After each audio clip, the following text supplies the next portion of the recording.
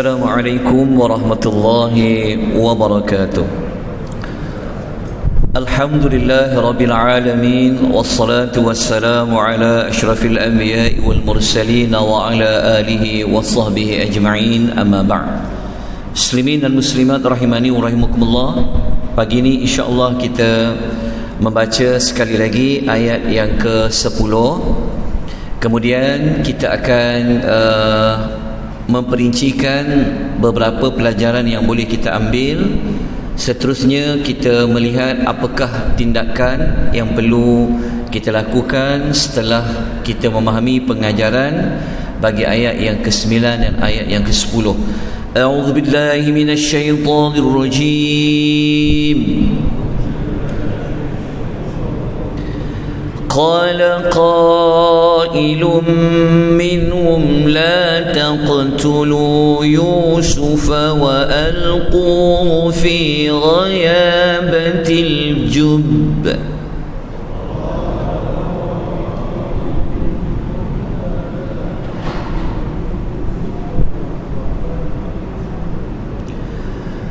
وألقوه في غيابة الجب يلتقطه بعض السيارة إن كنتم فاعلين.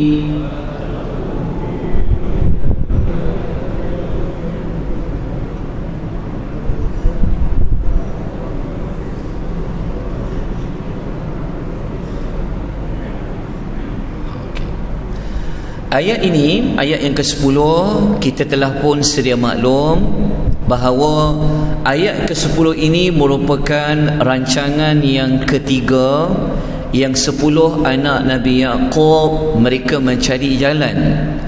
Macam mana nak bawa keluar Nabi Allah Yusuf ini, bagaimana nak memastikan Yusuf itu tidak wujud dalam keluarga mereka. Maka cadangan yang ketiga ini, salah seorang daripada 10 itu telah mencadangkan supaya Yusuf ini jangan dibunuh dia, tetapi campaklah dia, letakkan dia di dalam ghayabatil jub, ke dalam sebuah perigi. Dalam tafsir Al-Aisar, Syekh Jabir beliau mengulas bahawa ghayabatil jub ini, kalau jamak dia adalah ghayabat, maknanya kalau banyak bagi ghayabah adalah ghayabat. Apa itu ghayabah? Ghayabah kan macam perkataan ghaib. Maknanya ghayabat iaitu yang tersembunyi daripada pandangan orang.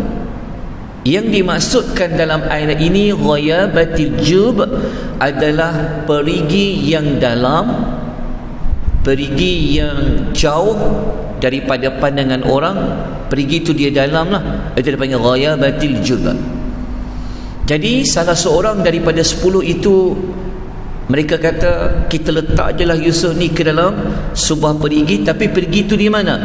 Jauh, ghayabat, jauh daripada laluan orang ramai, dan perigi itu dah dalam. Wallahu ta'ala a'lam perigi itu berada di mana. Jadi tuan-tuan tak perlu carilah perigi itu di mana.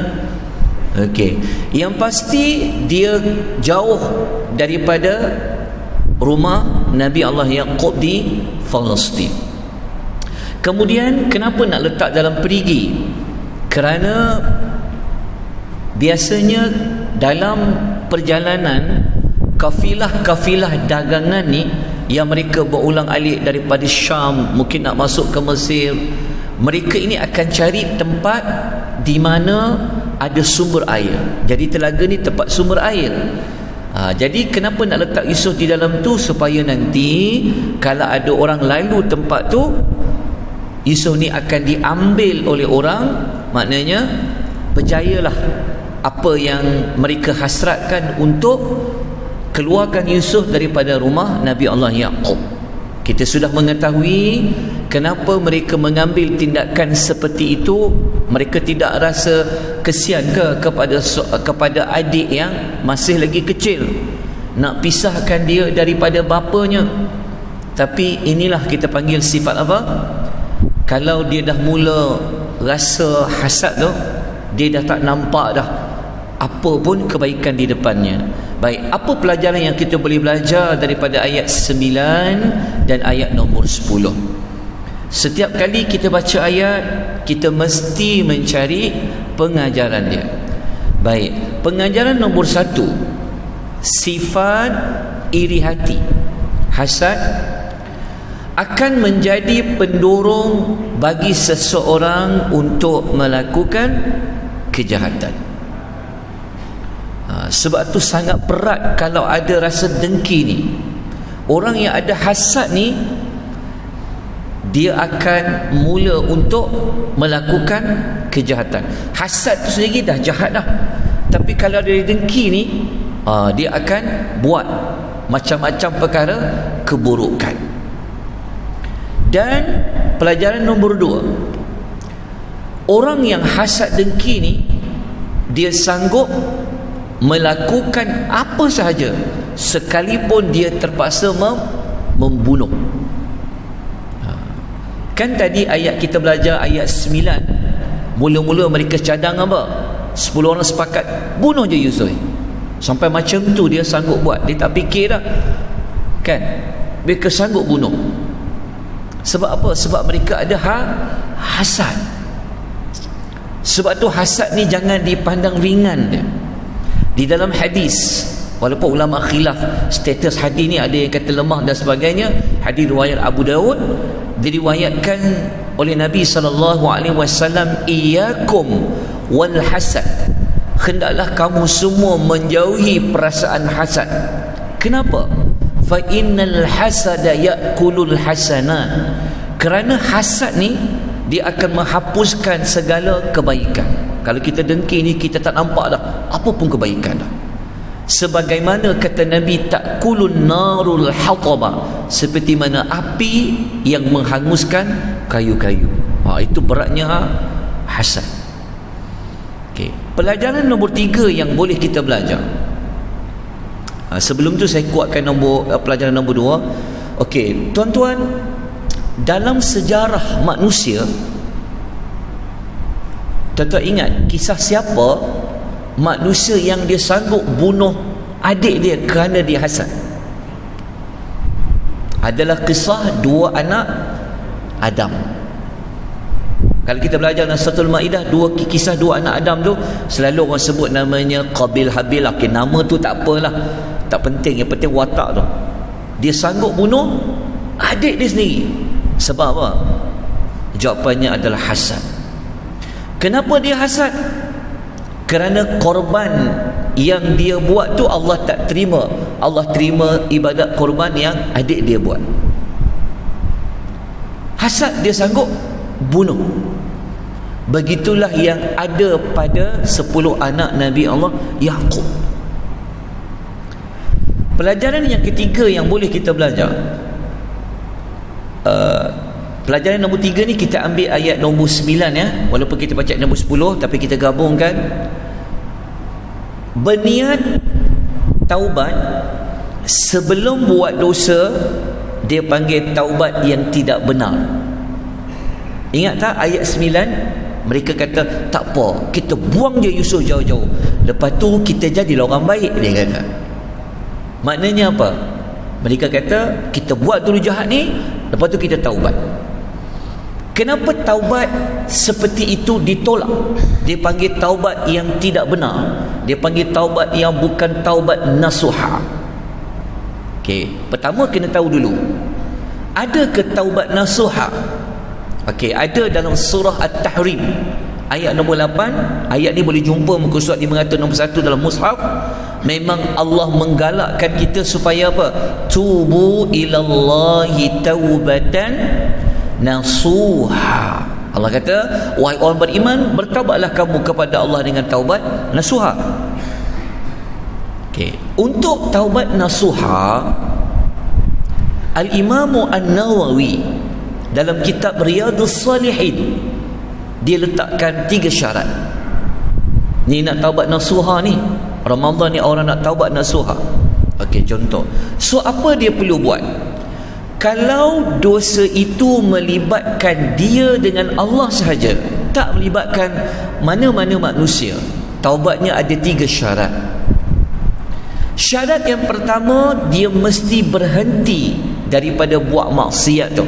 Dia panggil ayyaqli'a anil maksiat. Dia kena tinggal maksiat tu. Itu nombor 1. Nombor 2, dia mestilah ada perasaan menyesal perbuatan yang telah dia lakukan. Okey, syarat ketiga, dia mesti berazam untuk tak kembali buat maksiat yang telah dia lakukan itu. Okey, apa yang tak kena antara 3 syarat ni? Syarat mana yang tidak dipenuhi oleh 10 anak Nabi Yaqub tu? Adalah pada syarat yang kedua. Mereka kata apa? Tak apa, kita buang je Yusuf ni, lepas tu kita jadilah orang baik. Maksud dia apa? Dia tak ada perasaan menyesal. Sepatutnya kita ni memang tak nak buat maksiat ni. Entah macam mana, akhirnya terbuatlah kita maksiat. Dia berbeza. Sebab kita belum planning. Jadi siapa-siapa yang rasa dia nak buat maksiat, lepas tu dia nak taubat, dia dah fikir dah, aku nak buat maksiat ni, lepas tu aku nak taubat. Dia sama macam ayat nombor 9 tu. Sepatutnya kita rasa menyesal, kenapalah aku buat dosa tu, kenapalah dilakukan. Itu syarat taubat nasuha. Okay, so 3 pelajaran yang boleh kita ambil, ayat 9 dan ayat 10. Okay, kalau kita dah faham, kita dah tahu pengajaran dia, jadi apa yang kita kena lakukan? Kerana Al-Quran ni dia bukan sekadar baca, faham, tetapi apa tindakan kita? Apa ayat ini yang kita boleh jadikan sebagai panduan? Okey, tindakan yang pertama, kalau kita dah tahu hasad ni merupakan dosa yang boleh menyebabkan kita boleh sanggup membunuh, kita boleh melakukan pelbagai keburukan, maka kita kena sama-sama jauhi perasaan hasad. Yang perasaan hasad ini merupakan dosa pertama yang berlaku di muka bumi, iaitu kisah apa tadi? 2 anak Adam. Jangan dengki. Ni kadang-kadang berlaku di kalangan jemaah, di kalangan taman, satu tempat kerja, di kalangan ahli keluarga. Jangan.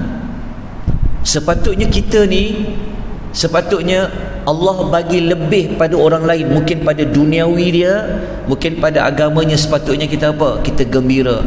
Alhamdulillah, untung kau pandai, untung kau kaya, untung sekian dan sekian. Bukan kita sakit hati. Sakit hati betul. Macam tu. Jangan. Kalau kita mula sakit hati, kita seperti mana tidak setuju. Kenapa Allah bagi dia, kenapa tak bagi kita? Dia akan jadi macam tu. Dan akhirnya boleh membawa kepada apa? Mencari jalan macam mana nak hilangkan nikmat orang tu. Itu orang sanggup apa? Sanggup fitnah orang. Orang sanggup buat apa? Orang sanggup dia buat, asalkan orang tu apa? Itu yang orang sanggup. Dia sanggup buat apalah, asalkan nama orang tu kotor, reputasi dia jatuh, perniagaan dia itu jatuh, hubungan keluarga dia itu porak-poranda. Semua tu bermula daripada apa?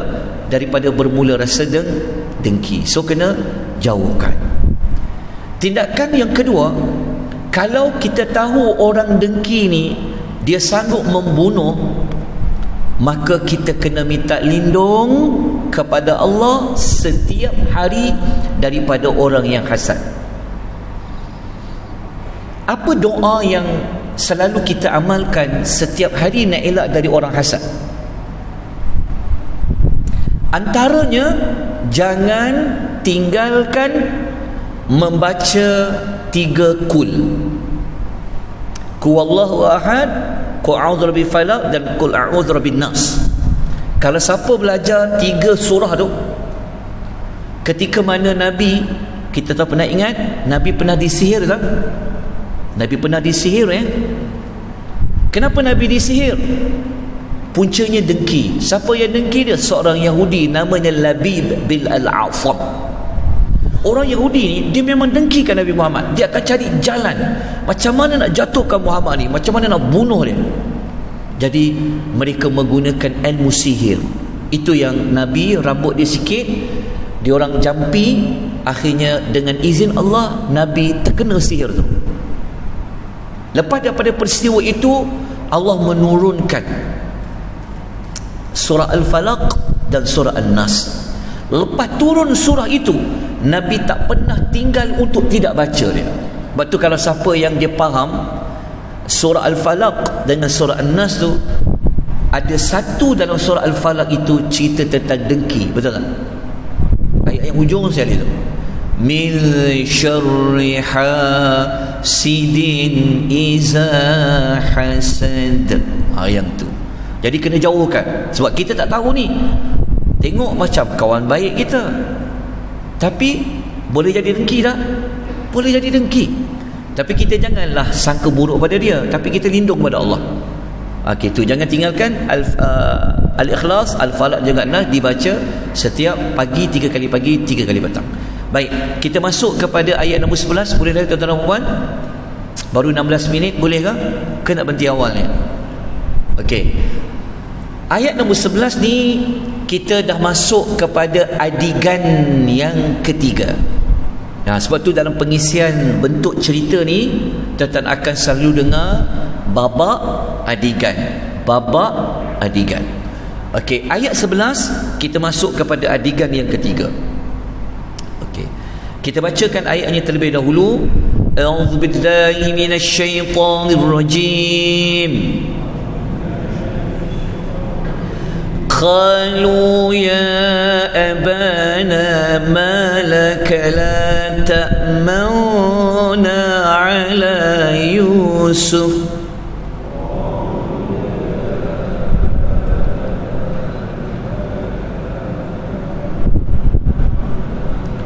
وإنا له لناصحون.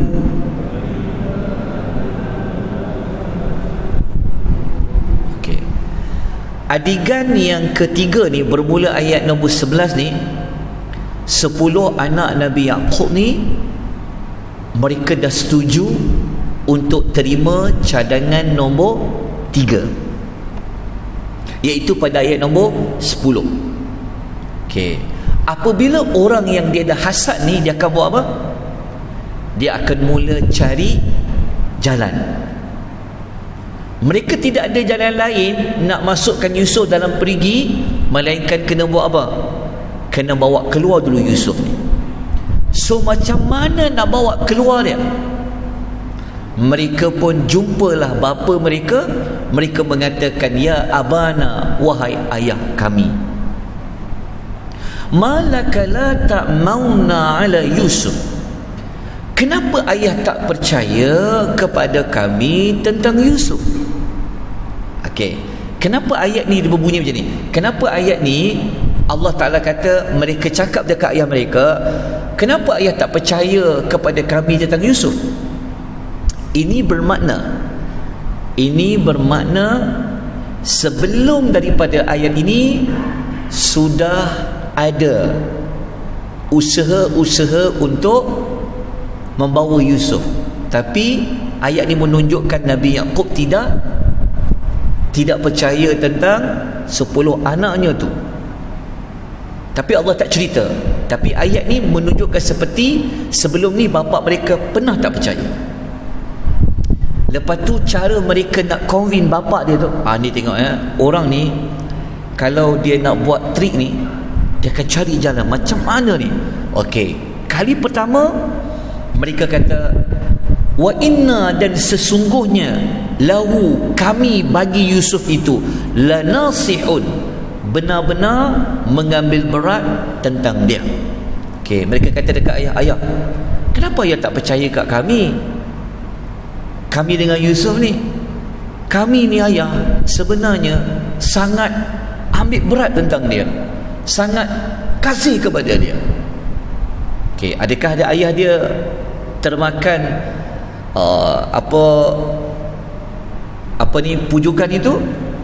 Okey, kita kena baca ayat nombor 12. Tapi waktu dah tamat, kita kena sambung minggu depan, InsyaAllah, ayat nombor 12. Semoga Allah memberikan kita hari ini banyak pelajaran kita boleh ambil, dan moga-moga Allah jauhkan kita daripada orang-orang yang hasad. Kita minta perlindungan kepada Allah Azza wa Jalla dengan membaca 3 kul. Moga Allah lindung kita daripada hasad. InsyaAllah kita jumpa lagi pada hari Isnin yang akan datang, bermula ayat yang ke-12. Subhanakallahumma wa bihamdika asyhadu an la ilaha illa anta astaghfiruka wa atubu ilaik. Wal 'asr innal insana lafi khusr illa alladhina amanu wa 'amilus shalihat wa tawasaw bil haqq wa tawasaw bis sabr. Wabillahi taufiq hidayah. Assalamualaikum warahmatullahi wabarakatuh. Waalaikumsalam warahmatullahi wabarakatuh.